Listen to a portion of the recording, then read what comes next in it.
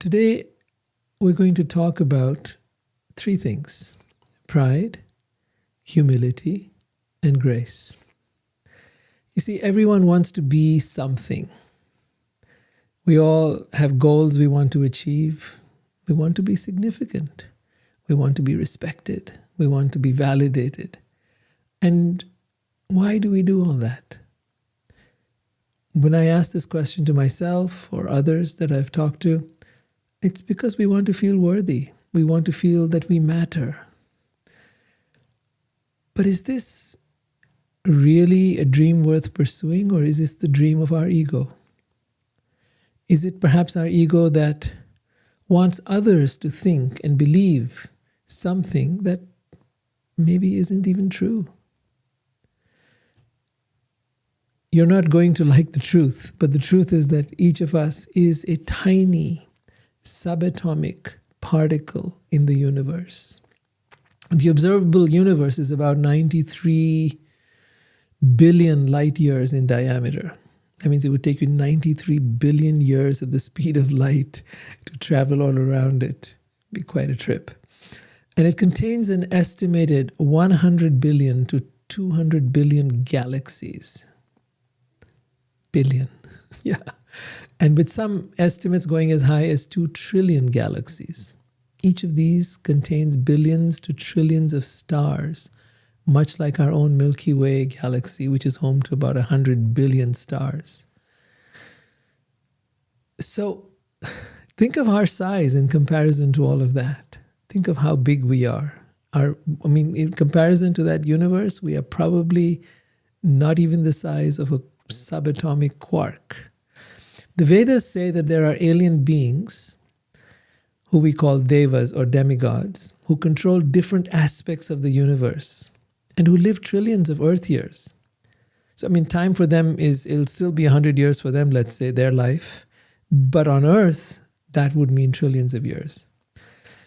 And yet all of them are still insignificant in size, in power, in value, and in worth compared to the entire universe. They are born, and one day they too must die and be reduced to nothing.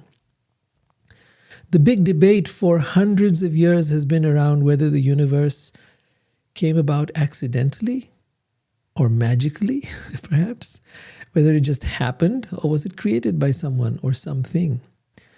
And to people who ask the question, I might say, nothing of any design or beauty or value has ever come from an accident or a big bang, as they say, except destruction and chaos. If you think about bombs going off somewhere, right? If there's a big bang like that, there's going to be destruction. Nothing's going to get created out of a big bang or a big bomb. And I don't know if the Big Bang was a bomb, but I don't know what they really mean by that in any case. The ecosystem of this planet and of all the species in it could not have evolved into what they are. Darwin's theory is tantalizing to the mind, but has no evidence to prove its validity. It cannot demonstrate how monkeys can turn into apes or fish into mammals. They've always left it hanging with this idea of the missing link. But what is the missing link? They've never found it, despite it being such a long time since the theory came out. To design something as elaborate as a mosquito, a dog, a cow, a human, or the ecosystem of this planet takes incredible intelligence, and intelligence far superior to the collective intelligence of even billions of humans. We are still struggling with childish concepts like AI, robotics, and genetics. And I say childish only because in contrast to the sophistication of the species and the planet and all that we are and this body, this is still child's play that we're indulging in with our technologies. Yet we say that which created all of this was nothing. Just, our phones take so many thousands of engineers to create, our cars, but that which created all of this, nothing. It's just an accident. So, it's a very biased theory. It's almost like I want to prove that there's nothing, and so then I come up with various logical ways to try to justify that it's nothing, because I don't want to believe that there could be anything. And why don't I want to believe that? Because a whole bunch of people misconstrued the idea of God and turned it into some monstrosity who punishes people and sends them to hell, and the whole story. So the Vedas tell us that the universe is not just planets, stars, and galaxies, but also energy, atoms, subatomic particles, and that all of that, all down to the smallest subatomic particles, they're all, which are the building blocks of the universe, all that is perceivable and imperceivable is the universe, and the universe personified is God. Brahman is the energy of the universe. Paramatma is the presence of God within each of us, and Bhagavan is the being God. You might object and say, well, how can this vast universe be personified? My answer would be, why not? All the computers in the world have been personified to form digital assistants like Siri, Alexa, or Google. In some way, the universe, in perhaps the same way, the universe personified is God. So then, did the universe create God, or did God create the universe?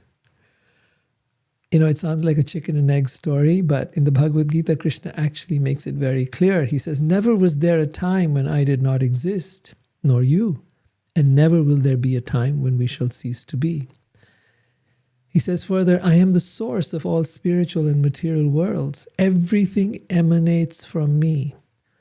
Of all that is material and all that is spiritual in this world, know for certain that I am its origin and dissolution. What if the source of everything was a person? Would that person choose to be ugly or beautiful, adorable and lovable, and fun-loving, or boring and, what would you think? It turns out that the source of everything chooses to be beautiful, to be adorable, to be fun-loving, to be highly intelligent and attractive and powerful at the same time. And what if that source, what if God wanted to love us and be loved by us? What would that love look like? So, to let us know, to give us an invitation to join in that loving relationship, He appears on the earth from time to time to reveal Himself to us. That's what happened 5,000 years ago, and we've been reading about His pastimes, the pastimes of Krishna. The time has come to let go of our pride and arrogance. We think we know so much, but in fact we know nothing. We think we are so powerful, but in fact we have no power. In the face of old age, disease, and death, we are helpless and powerless. So it is time that we question deeply, and that we examine the different sages and their wisdom, and see what part of that we can take and apply into our lives. We can play around with, our world and try to gain some semblance of knowledge and power. And maybe we'll manage to live a little longer, but sooner or later, no medicine, surgery, or doctor can save us from the inevitable. When we accept our insignificance, our ignorance, our fragility, our vulnerability, when we come to a place of curiosity and humility, then we can begin to glimpse the cause of the universe, that which created it. In the words of Socrates, to know that you do not know is the greatest step to knowledge. So with that, let's get started with the Bhagavatam.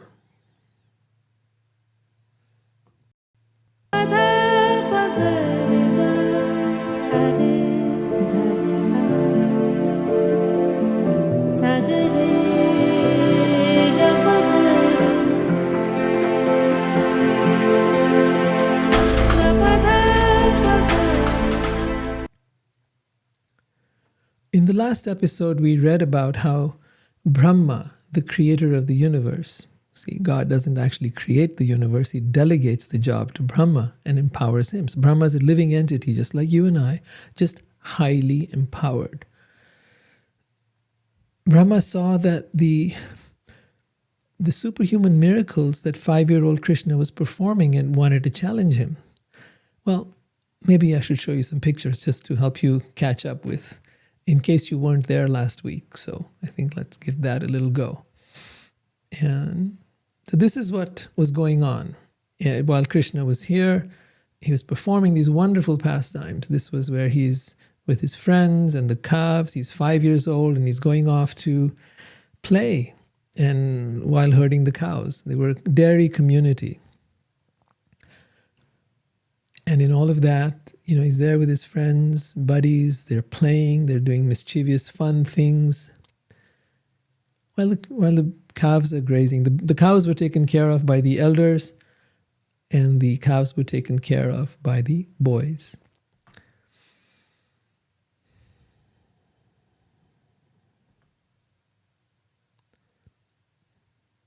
So as you see, so many wonderful pastimes.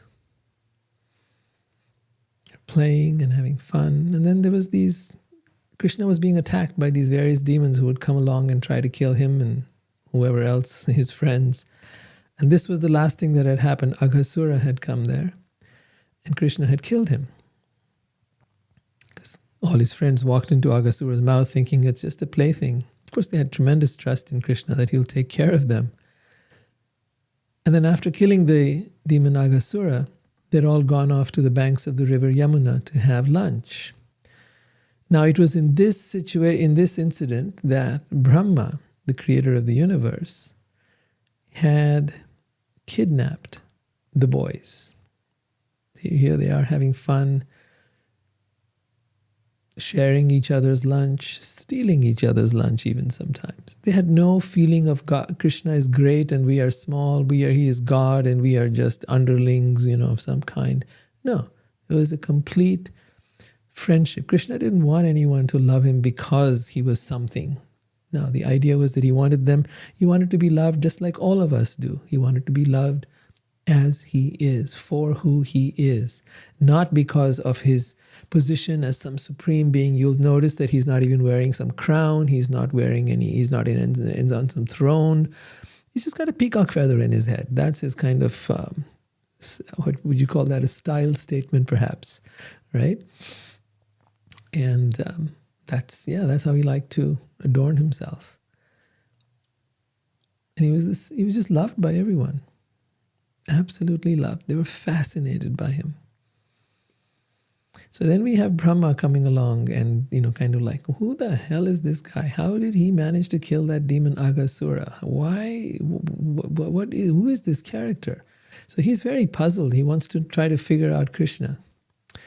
And so what he does is he kidnaps all the boys and the calves, kidnaps them, hides them away.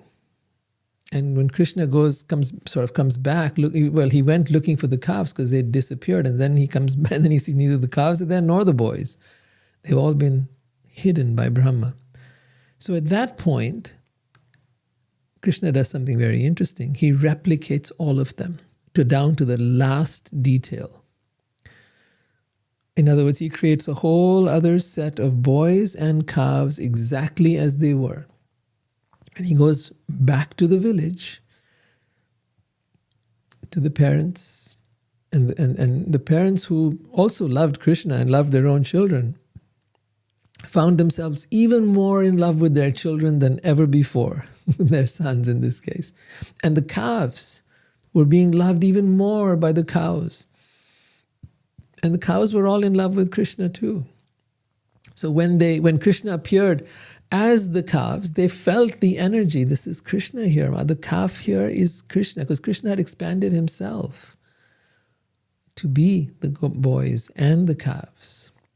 And this situation lasted for an entire year. And then when a year passed, that was only a few seconds in the time of Brahma. You see, Brahma, being from a different planetary system altogether, lives in a different time frame. And in his time frame, which actually one day is known to last about 4 trillion years on Earth, for that 1 year was just a few seconds. And so the moment Brahma realized what Krishna had done and that what he'd done could not be accomplished even by the most powerful mystics and yogis, he understood that Krishna was none other than the Supreme Being, the Supreme Godhead. And he came forward to apologize and beg forgiveness. At this time, Brahma began to offer his respects. He wanted to apologize. He had stolen these Krishna's friends away. He disturbed their beautiful picnic they were having, and he saw that Krishna is the absolute truth, although he looked like a 5-year-old boy. But the absolute truth, nevertheless, one without a second, who possesses full knowledge and who is unlimited. And he had assumed the role of a child in the family of cowherd men and women, and was standing in front of him with a morsel of food in his hand, searching everywhere for the calves and his cowherd friends. After seeing this, Brahma hastily got down from his carrier and fell down flat on the ground to offer respects and touched the lotus feet of Krishna with the tip of his crowns. He bathed the feet of Krishna with tears of joy. And then rising very gradually and wiping his eyes, Brahma looked up at Krishna, his head bent low, his mind concentrated, and his body trembling. Very humbly, he began with faltering words to offer praises to Krishna.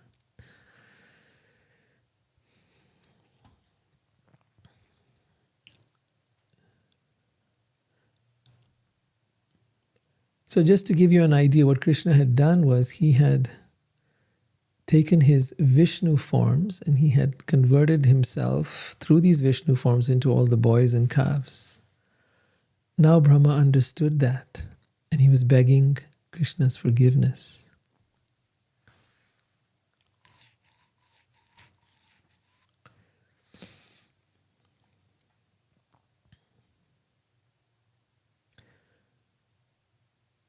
So Brahma began to say, "My dear Lord, you are the worshipable Supreme Personality of Godhead," meaning the Supreme Being. "And therefore I offer my humble obeisances and prayers to please you. Your transcendental body is dark blue like a new cloud. Your garment is brilliant like lightning, and the beauty of your face is enhanced by your earrings and the peacock feather on your head. Wearing garlands of forest flowers and equipped with a herding stick, a buffalo horn, and a flute, you stand beautifully with your morsel of food in your hand.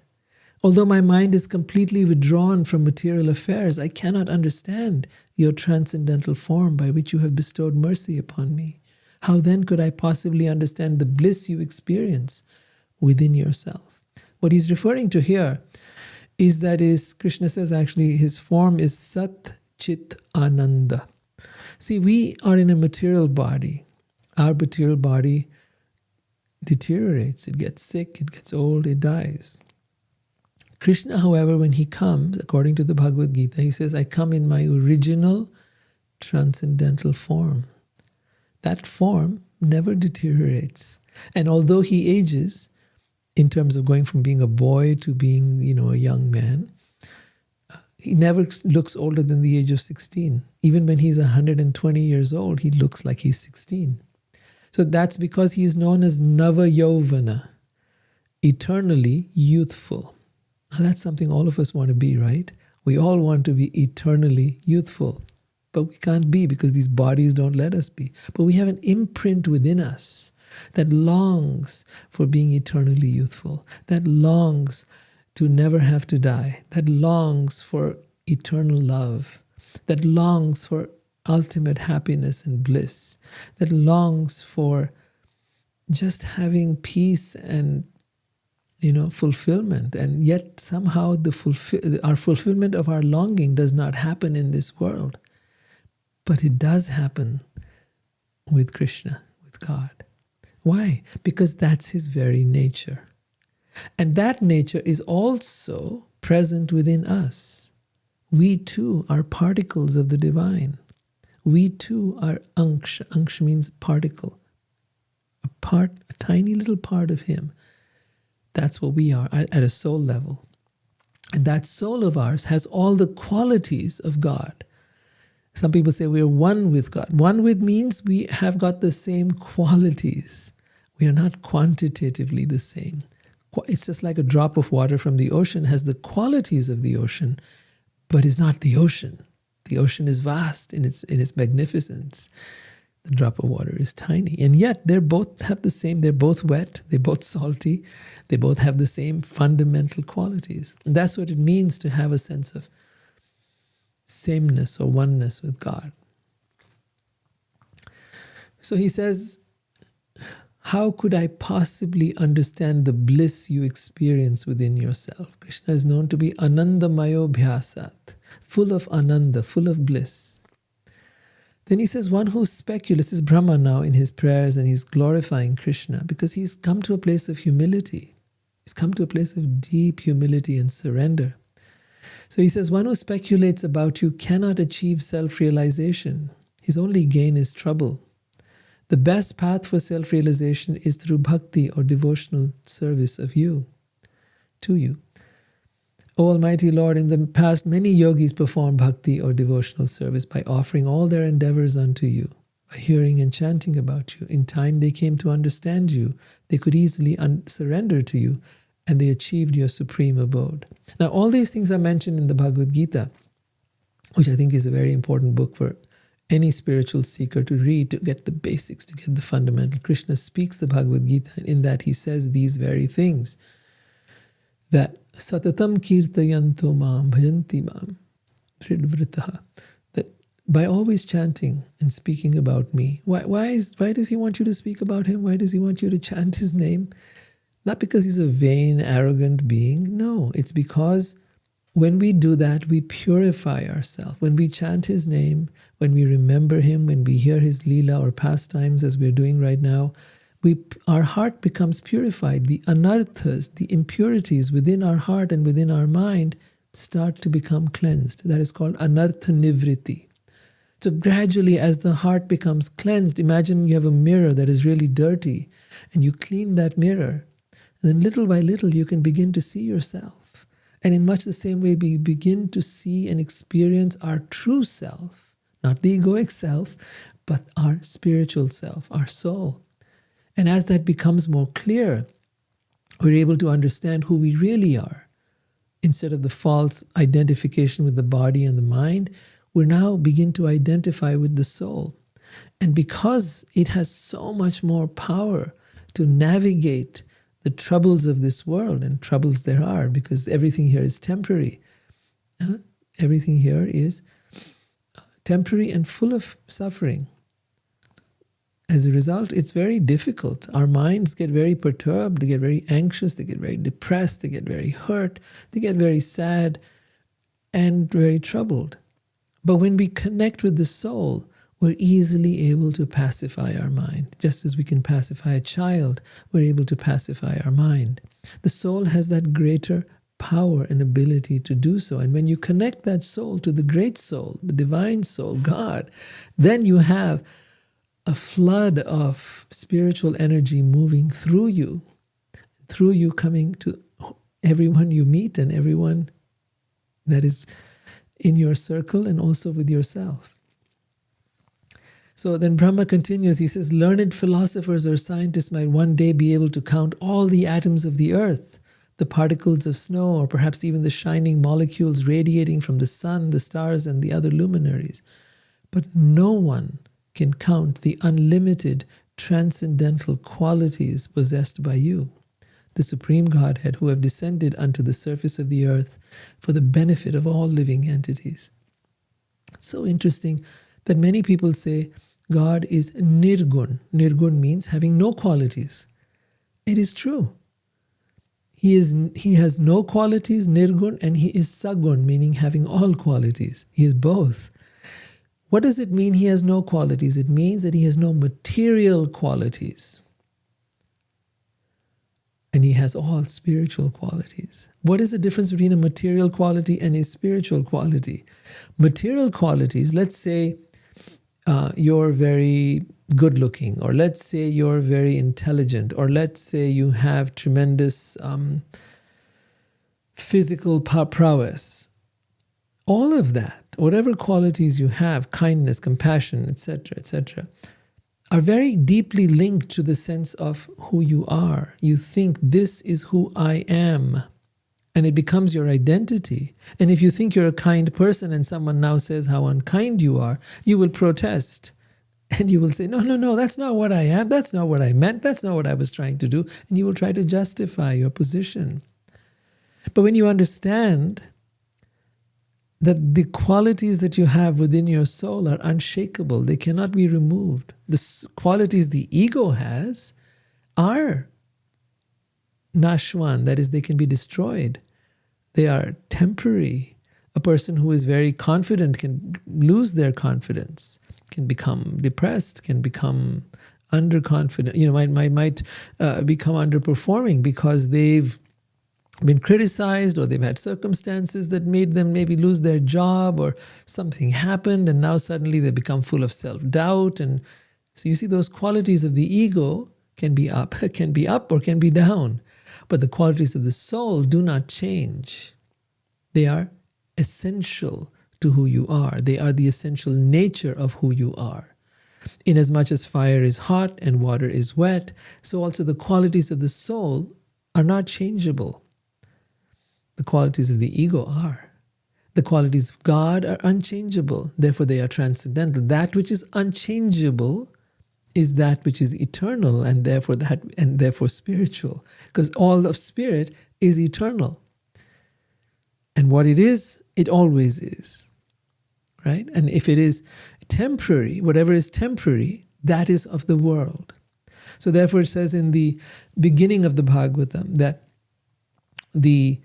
that which is eternal is that which is real.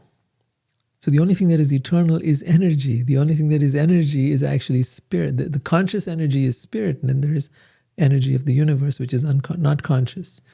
But in any case, energy is what is eternal.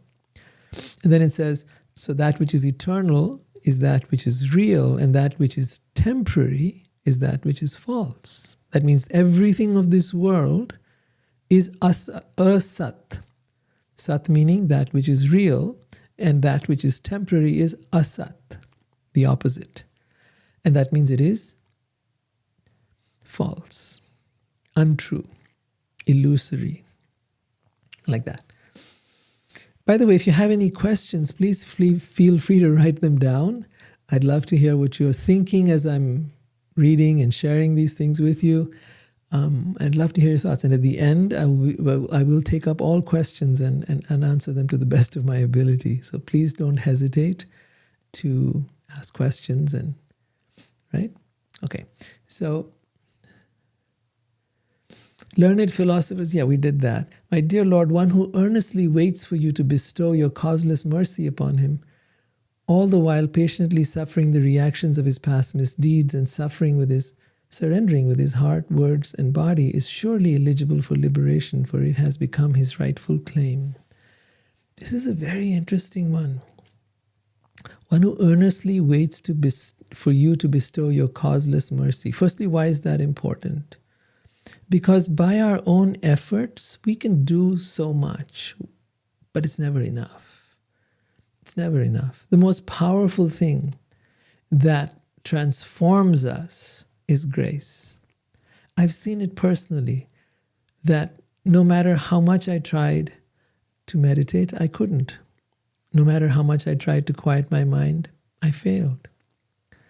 And then there was a moment of grace, and then it just happened. And it's just like, wow, what was this all about? How could this happen?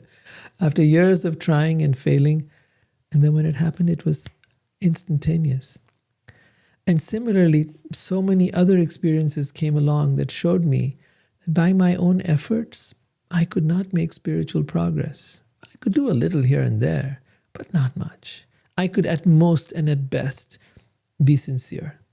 I could at best be devoted, or I could just be committed. That is important, of course. But the real progress, the real spiritual advancement that you will make will be an act of grace. Because as human beings, we are full of flaws. We are full of anarthas. We are full of impurities. And the only thing that really transforms us is that grace. So Brahma says, now see, Brahma here, he is the creator of the entire universe. We talked about how vast this universe is, right? He says, my Lord, just see my uncivilized impudence. I was impudent. I was trying to test your power. I tried to bewilder you by taking away all the boys and the calves.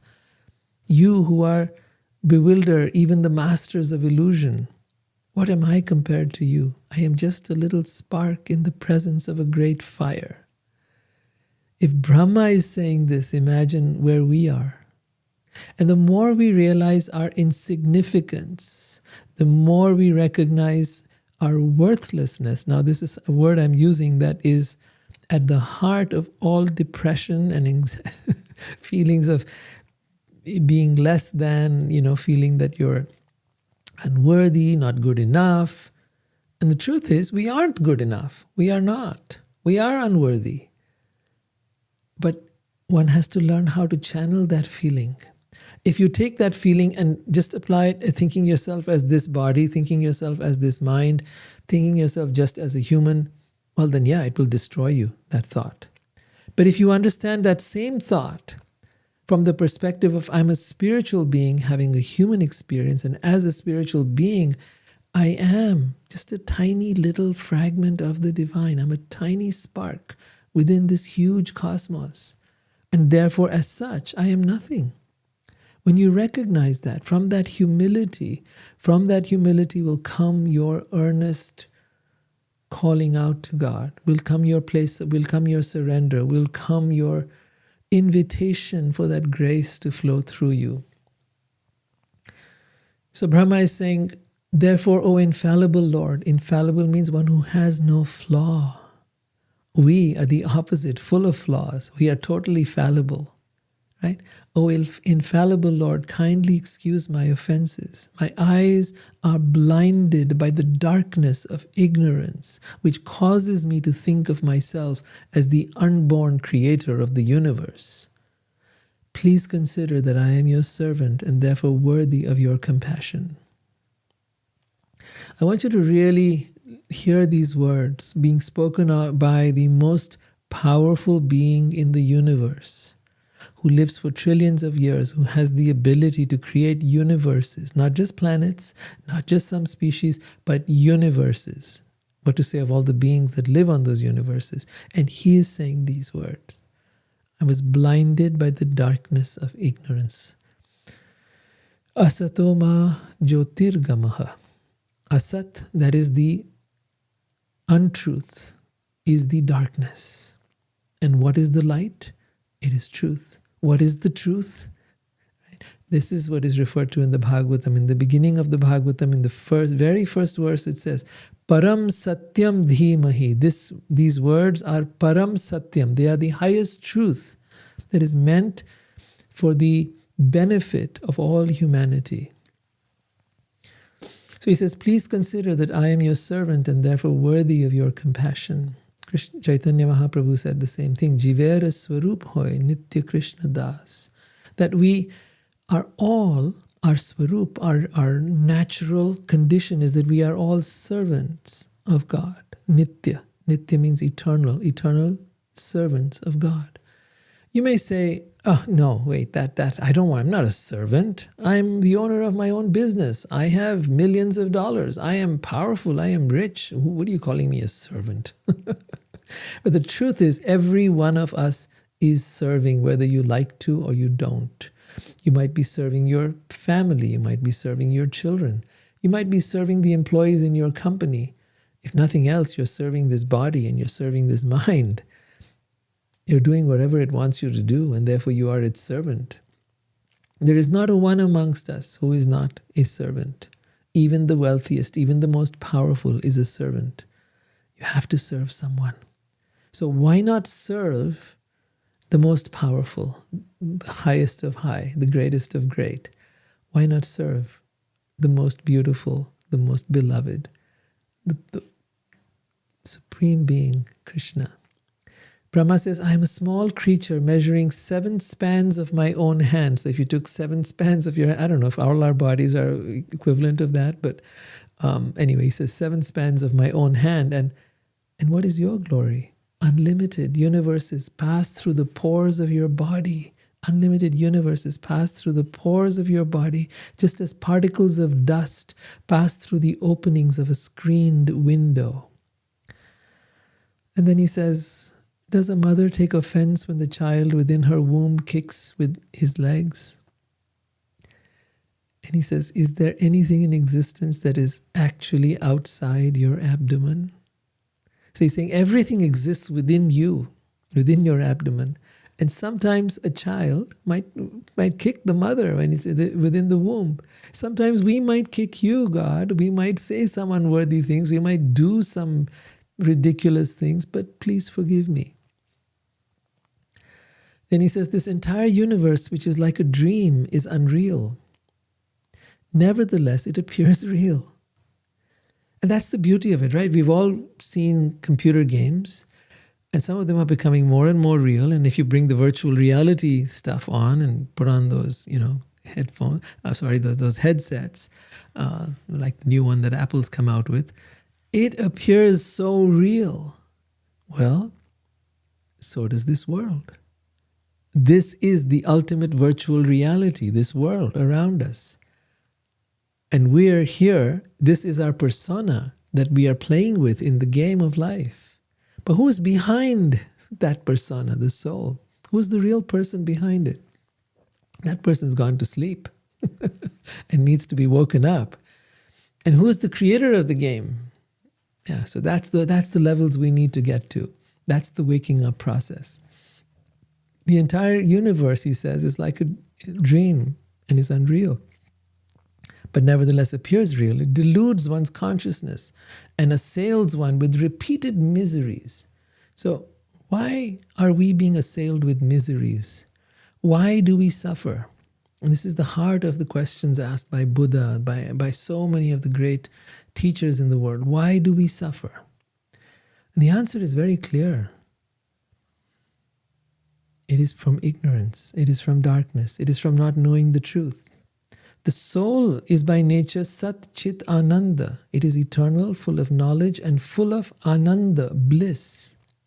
Therefore, there can be no suffering for the soul, no matter what's happening in our material situation. No suffering. And yet the body suffers, and the mind suffers even more than the body, right? Because the mind makes up things, and it lives in this imaginary world of its. So the universe, he says, appears real because it is manifested by the potency of illusion emanating from you, whose unlimited transcendental forms are full of eternal happiness and knowledge. So interesting that the world that is, or the illusion that is emanating from the divine causes suffering. But the divine or God is full of eternal happiness and knowledge. So why is this? For that we have to get to the heart of why creation happens in the first place. This world was not created for us to become happy. It was not created for us to find perfect love. It was not created for any of those things. It was created to give us the options to do anything and everything we want. It was created to give us all possibilities.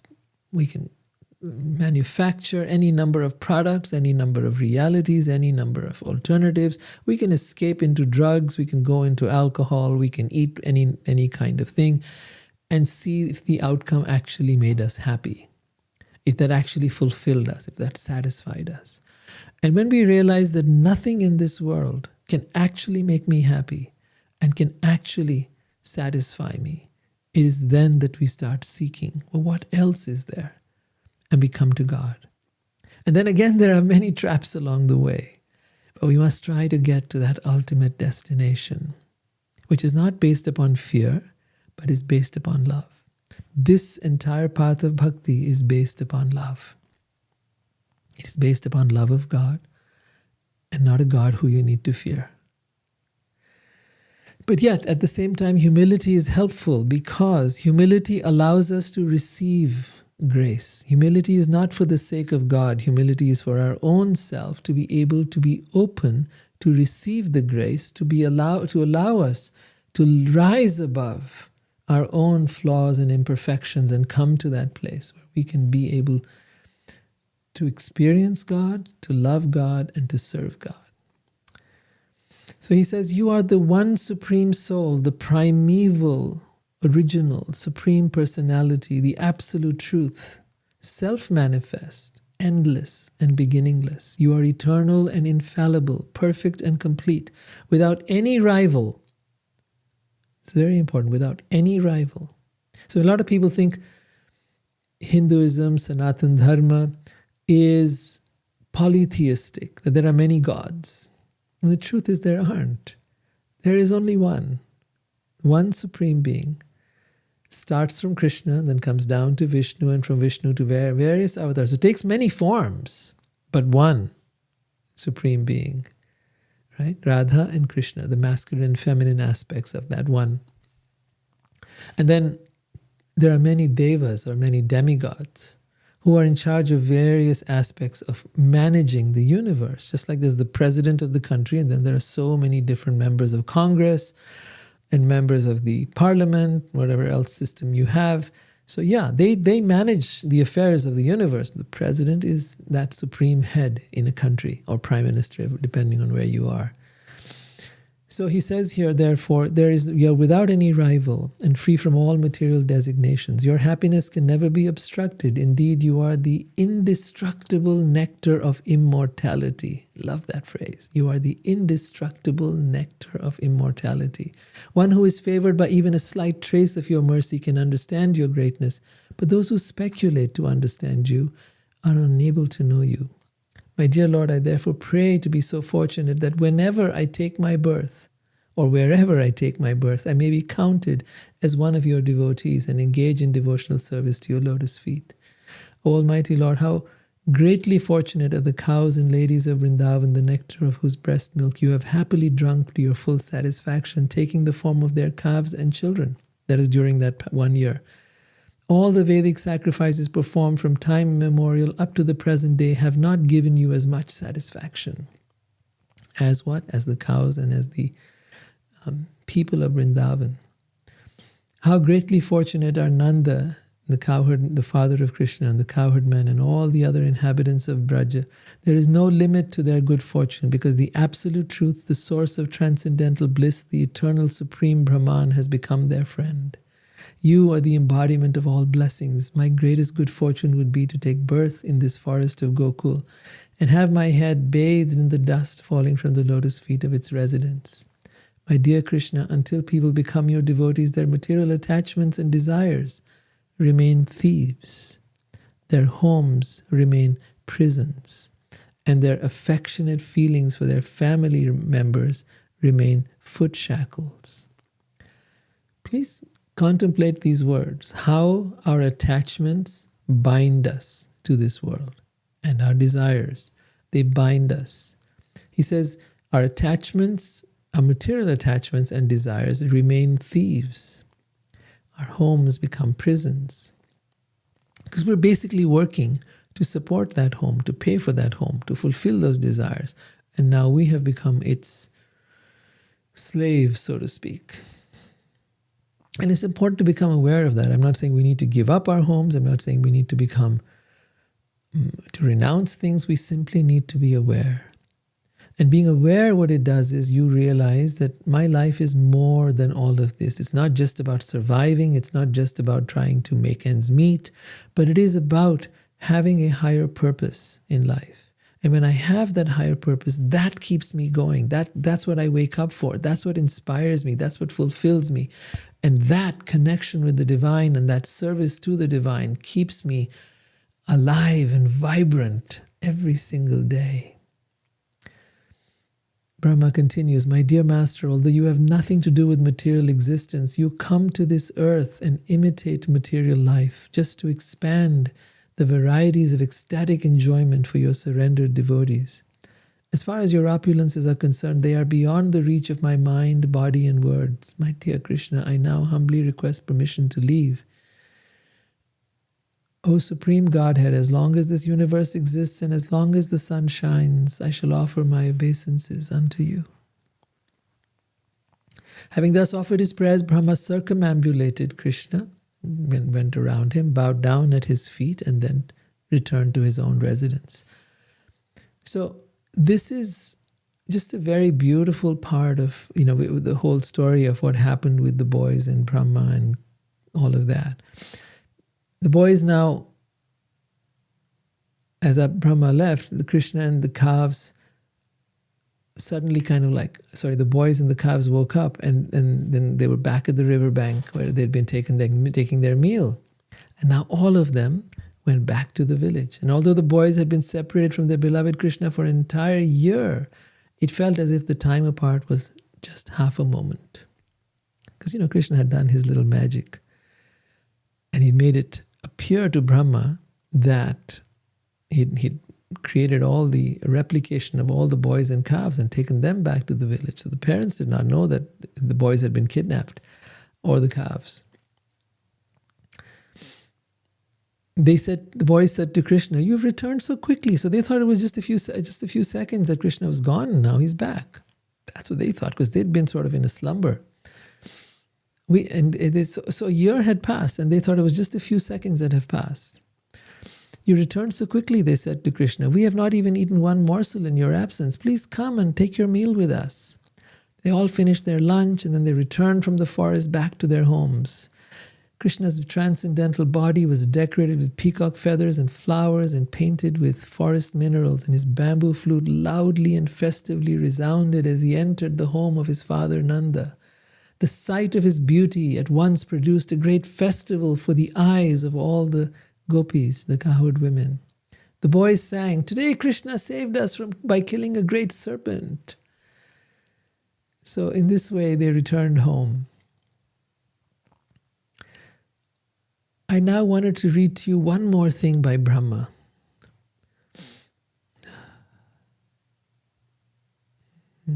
There's a beautiful line here too before we go to that.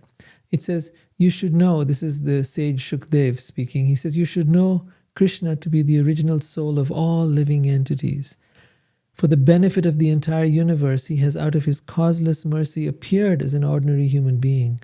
Those who have accepted the boat of his lotus feet," so he says his feet are like a boat, "can cross over the ocean of this material world as one would cross over a calf's hoof print." You know how easy it is? The calf leaves a hoof print, right? It's got water in it, and you can just walk right over that. So similarly, one who has taken shelter of the feet of Krishna will easily cross over the ocean of this material world, which is so turbulent and full of so many dangers, and return back to Vaikuntha. Vaikuntha is Krishna's abode, the place where there are no material miseries, and not return back to this world, this material world, where there is danger at every step. Any person who hears or chants these pastimes is sure to achieve all spiritual desires. So I wanted to read to you a little bit more another prayer of Brahma's, and this is beautiful as well. This is from the Brahma Samhita, and this is the situation of the Brahma Samhita, where Brahma has just emerged from the lotus flower, and if he sits for meditation for a long time, and while he's in that meditation, he doesn't know quite what to do because it's dark all around. The entire universe is dark. There's nothing happening. There's no creation. There's no nothing. So he's in that meditation, and then he starts to hear this sound, the sound of the flute and the sound of Om. And as he begins to then vibrate the sound of Om, he begins to have a darshan of Krishna. And that is that point that he begins to recite certain prayers. So here he is sitting in his meditation, and he has this darshan of the spiritual world, the light. And within that light, he sees the planet of Krishna, Golok Vrindavan. And he sees over there Krishna, the Supreme Being. Brahma is here in the material world, but he's given a glance, a vision of what that Supreme Being looks like.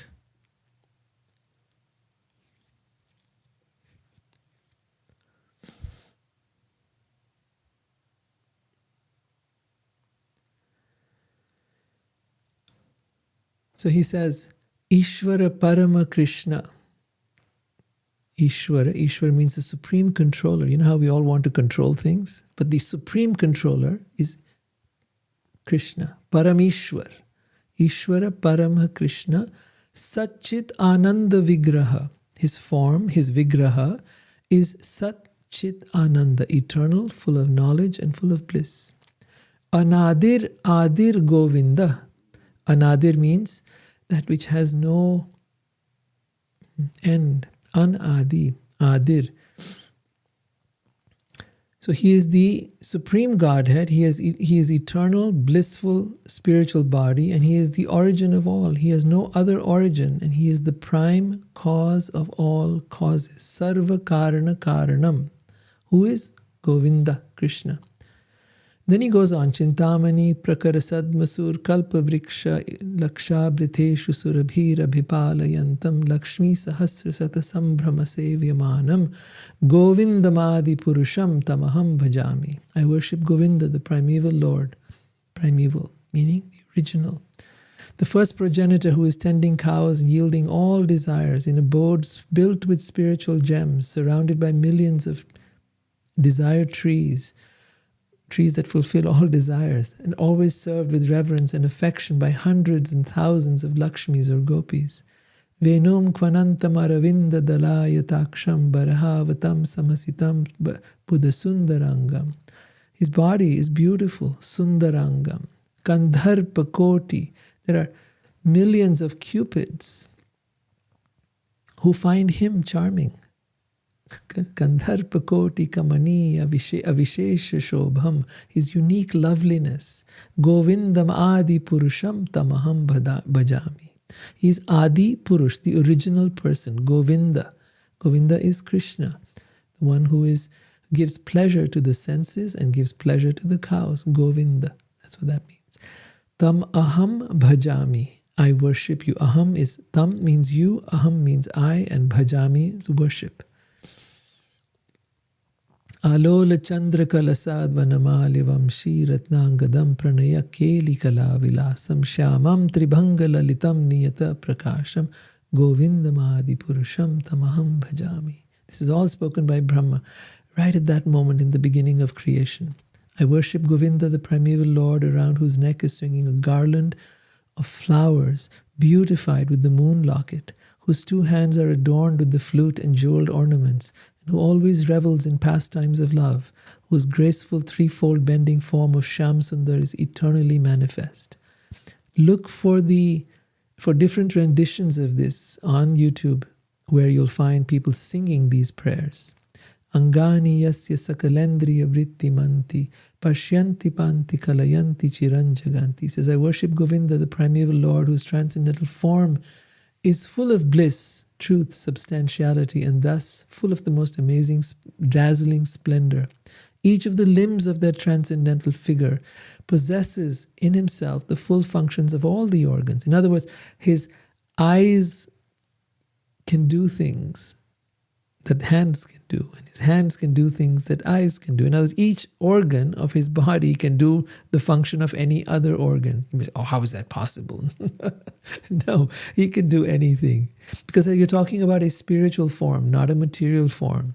And spiritual form can be whatever it wants to, however he wants it to be. He eternally sees, maintains, and manifests the entire universe, both spiritual and mundane. Advaitam achyutam anadim anantarupam adyam purana purusham nava yauvanam cha. This is a very important verse. What he's saying is, I worship Govinda, the primeval Lord, who is inaccessible to the Vedas. So through all the Vedas, you cannot understand him, but is obtainable, is inaccessible to the Vedas, but obtainable by pure, unalloyed devotion of the soul, who is Advaitam, meaning one without a second. Advaitam. One without a second. You've heard of non-duality, so he is that non-duality. He is that Advaita. He is Achyutam, not subject to decay. Anadim, without any beginning. Who has endless forms, Anantarupam, and who is Adyam, the beginning, and Purana Purusham, the most ancient person. And yet he possesses Navayovanam, the beauty of blooming youth. So the oldest being, but the beauty of blooming youth. What a contradiction, right? Not an old man sitting in the clouds with a beard, white beard, and whatever, because he's ancient doesn't mean he has to be old. Pantastu koti sata vatsara sampragamyo vayo rathapi manaso munipungavanam. I worship Govinda, the primeval Lord, only the tip of the toe of whose lotus feet is approached by yogis who aspire after transcendental and betake themselves to pranayam, breath meditation, or by the jnanis who try to find out the non-differentiated Brahman, or the impersonal energy of God, by the process of the elimination of the mundane. It's called na-eti, not this, not this, not this. So I'm not this body, I'm not this mind, I'm not my ego, I'm not my thoughts, I'm not my... So that is na-iti. I am not this, I'm not this, I'm not this. And as you keep on peeling off those layers, you try to come to God. It says even for those people, it would take thousands of millions of years to be able to reach the point where they could even begin to glimpse who He is. Premanjana charita bhakti vilochanena santas sadaiva hridayeshu vilokayanti yam shama sundaram achintya gunaswarupam govindamadi purusham tamaham bhajami. I worship Govinda, the primeval Lord, who is Shama Sundar, Krishna himself, with inconceivable, innumerable attributes, whom the pure devotees see in their heart of hearts with the eye of devotion, tinged with the salve of love. Yasya prabha prabhavato jagadanda koti. So I worship Govinda, the primeval Lord, whose effulgence is the source of Brahman. Brahman is the energy, the light. He is the source of the effulgence, of the Brahman, of the light, which is mentioned in the Upanishads. And being differentiated from the infinity of glories of the mundane universe, appears as the indivisible, infinite, limitless truth. He then Brahma describes the spiritual world as a place where the gopis engage in the amorous service of the Supreme Lord Krishna as their only lover, where every tree is transcendental, where the soil is like gems, where the water is nectar, where every word is a song and every movement is a dance. Krishna's flute is the favorite accompaniment, and his effulgence is full of transcendental bliss. And where time is eternal, transcendental, ever-present, without past or future, that realm is known as Goloka only to a very few self-realized souls in this world. So, before we wind up, I'll show you a few more pictures and then let's get to your questions. I love it. Many of you have posted some questions.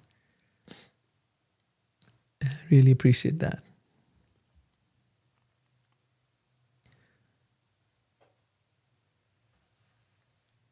All right, let's take a look and see what we've got.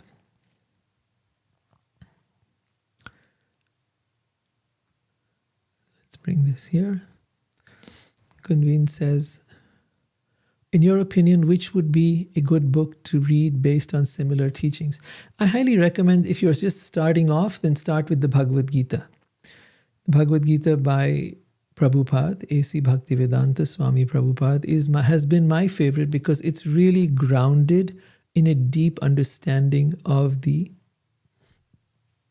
intention behind what Krishna is saying. You know, one could read many other versions, but Krishna's purpose is very clear.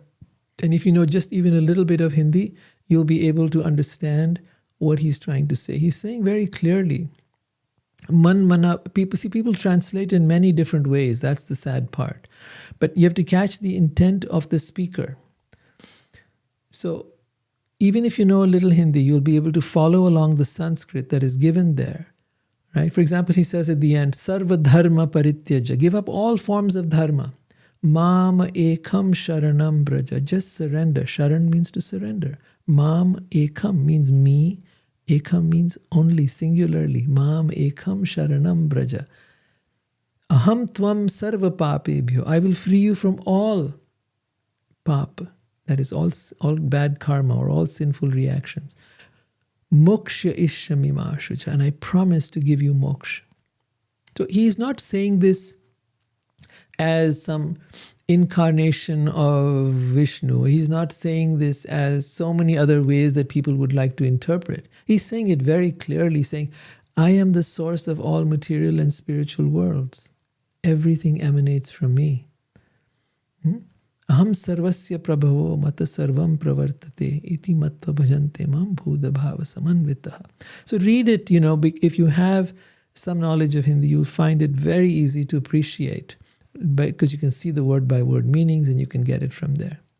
There is a bias. They are very clearly written by and for people who are wanting to understand Krishna as the Supreme Being. So yeah, there is that. We've got a few more questions from Gunveen. Thank you. Can you define lotus feet?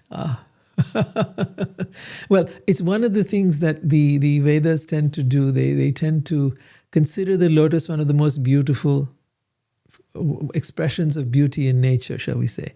Lotus flower, from that comes lotus eyes, lotus feet. So it's an expression that is not used in today's time, but is an expression from that period of time where the lotus was considered the most beautiful. So when we say lotus feet, we're talking of something very beautiful. When we say lotus-like eyes, we're talking of something very beautiful.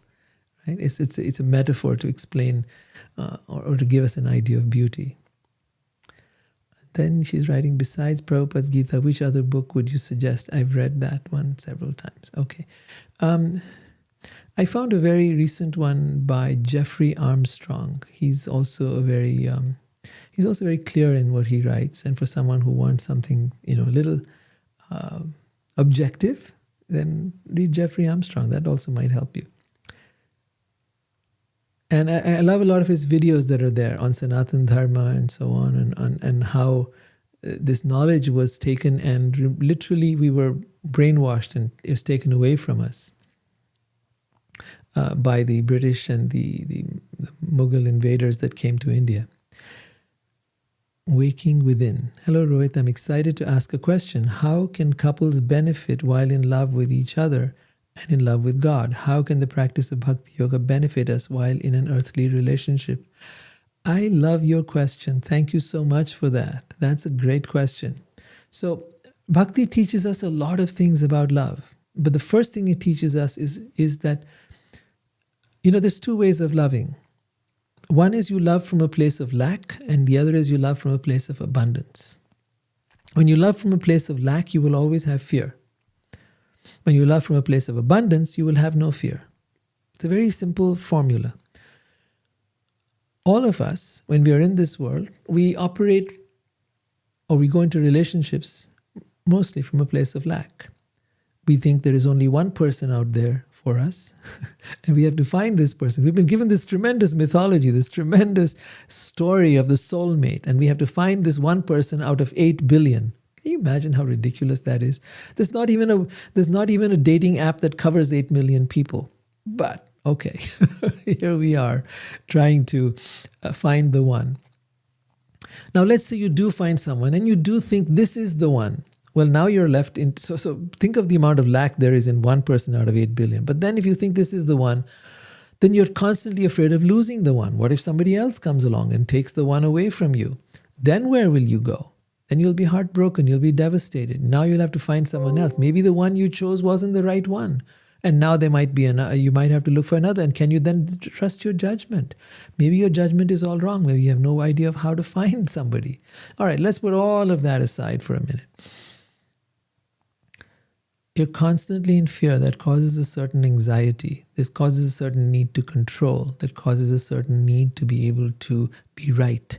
It causes a certain need to try to make that person yours. And the more you try to hold on to them, the more they try to get away from you. So it causes all kinds of problems because we're coming from a place of lack. But when we come from a place of abundance, it looks very different. First and foremost, how do you come to a place of abundance? It is to recognize that the actual love that our soul craves for, because ultimately we all seek love. And why is it we seek love? It is because we are in fact lovers. At a soul level, we are lovers. Our nature is love, and our seeking is for love. Therefore, every human being looks for love. Right down to the experiments that Hitler tried to do, where they tried to keep babies away from their mothers and from any kind of nurturing and any kind of love and just bring them up like robots. And those children died. They couldn't survive without love. So love is such an essential, intrinsic part of who we are. Why? Because that's the nature of our soul, and that is the nature of our relationship with God. And that is our nature of our relationship, therefore, with each other. Right? So, to cultivate that relationship with ourselves and with God creates an anchor, it creates a foundation, it creates a basis, a sense of abundance, a sense of fearlessness that I will never be without love. That love is always here for me, that God loves me and will therefore find ways to reach out to me, whether it's through a dog, whether it's through a child, whether it's through a friend, or whether it's through a lover or partner, right? God will always keep reaching out to me, and it is through that person that God is loving me. Now you might say, well, we might fight with that person, we might argue with that person. Yes, that's usually when our mind and ego steps in. Love steps in when the mind and ego go away. And when the mind and ego are present, then you have all kinds of conflict, you have all kinds of argument, you want to be right, you want to prove yourself, and there's all of that kind of drama that occurs. So the seeking for love needs to come from a place which is pure and abundant. Once that is there in your heart, you will love without fear. You will love without trying to make this person, without trying to control this person, without trying to in any way dominate, manipulate, or any of those things. You will be able to come from a place that is more balanced and more grounded. And those are the benefits of being able to love, or rather being able to take what you learn from bhakti and devotion to God into your relationships. Was that okay? Is there anything further you'd like to know?